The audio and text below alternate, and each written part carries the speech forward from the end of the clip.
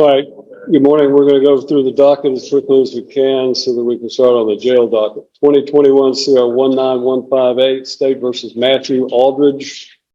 Are you Matthew Aldridge? Are you Matthew Aldridge? I'm the attorney of fact for Matthew Aldridge. You were what? The attorney of fact. Attorney what? Of fact. Attorney of fact. And what does that mean? You know, his authorization to do legal representation. Are you a licensed attorney? No, I'm simply an attorney of fact. Okay. And does that mean you have a power of attorney? What is your name? What is your name? My name? Yes, sir. I don't have. You don't have a name? Pardon? I'm the attorney of fact for the respondent area. Well, let me explain to you.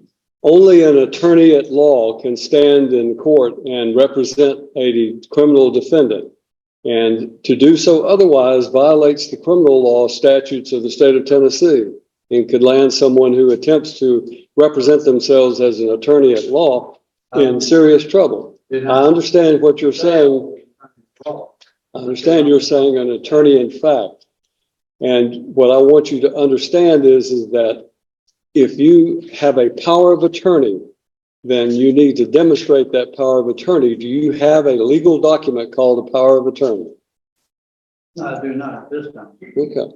Then you don't have any authority to act on behalf of Matthew Aldridge in this court. You have no legal authority, nor do you have any authority through a legal document to represent or to act on behalf of Matthew Aldridge. Why don't we court just let me file this document? Show it to the bailiff and he'll show it to me. Oh, apparently there's a copy here.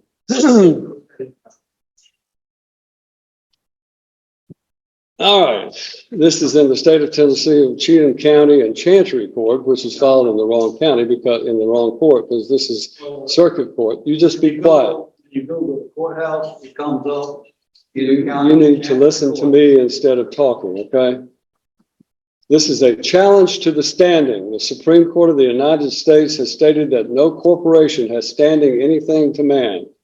And then there's a quotation for Rundle versus Delaware Raritan Canal Company.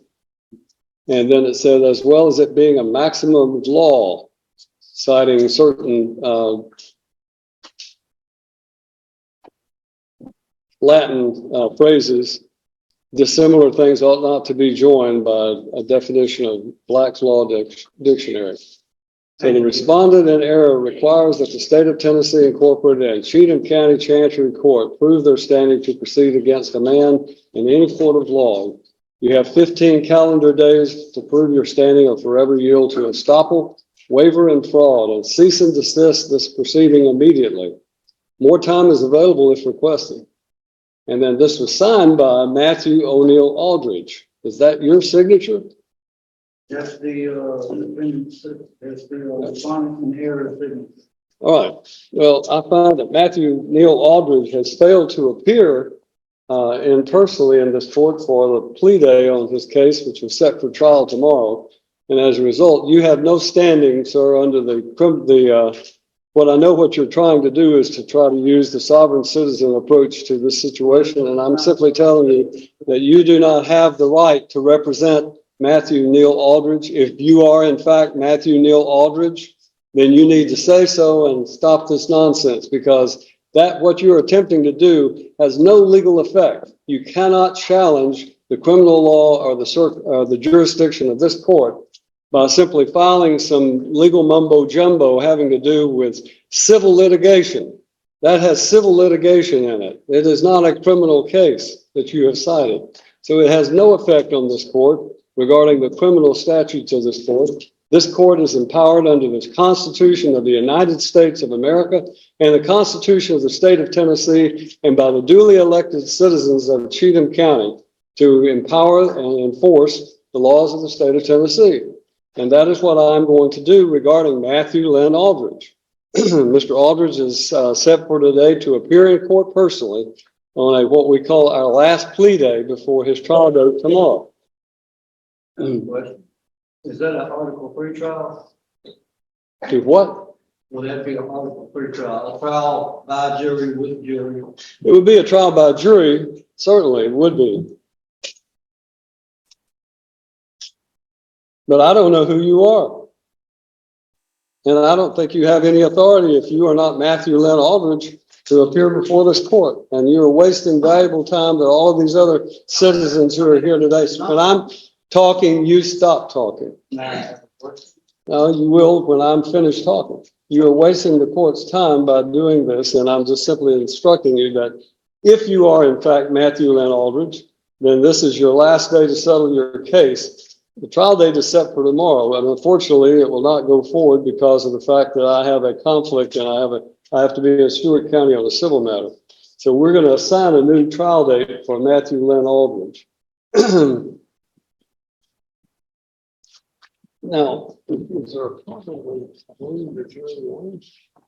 I'm going to put a notice up there for tonight. If we don't need you tomorrow, but we need you on February the 6th.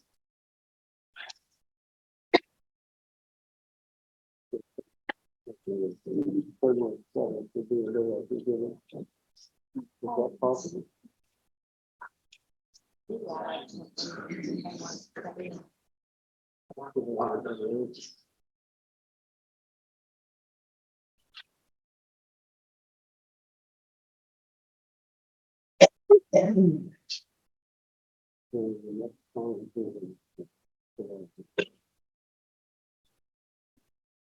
General, we're going to need to set a trial date in July.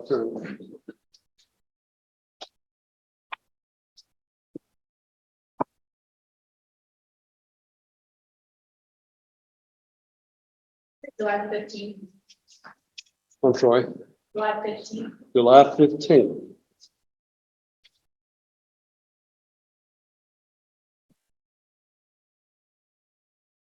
All right. To Matthew Aldridge and the individual standing before me whose name must not be uttered, then we will set a July 15th trial date for Mr. Aldridge. Whatever this document is that you have filed is in fact invalid because it does not cite any valid criminal statute, and therefore I'm denying whatever that might be in the way of a motion. The trial date will be July 15th. The last day for Mr. Aldridge to enter a plea or go to trial will be July the 8th. July the 8th. Now, we're going to give you a card. If you are in fact Matthew Aldridge and you're just playing games with the court regarding this nonsense that you filed, then you may get this card and you may go on about your business. If you are not Matthew Aldridge, then I would suggest to you, you relay to Mr. Aldridge that he must appear on July the 8th, or a bond revocation will take place, and his case will be will take place with him in jail, incarcerated on the 15th. That's the judgment of the court. You need to take your piece of paper and go on about your business.